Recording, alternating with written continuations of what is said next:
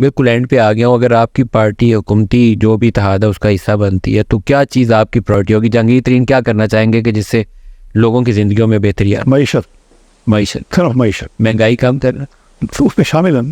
मईशत ठीक होगी, महंगाई भी कम होगी, नौकरी भी मिलेंगी, रोज़गार होगा, तनख्वाहें ज़्यादा मिलेंगी, मुल्क चलेगा, चमकेगा, एक्सपोर्ट्स बढ़ेंगी। सो मतलब मईशत हर कुछ है मेरे साहब।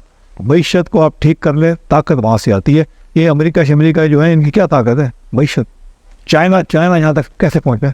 सबसे पहले उन्होंने अपनी मईशत ठीक की, उसके बगैर चाइना नहीं था वहाँ पे, नहीं पहुँच।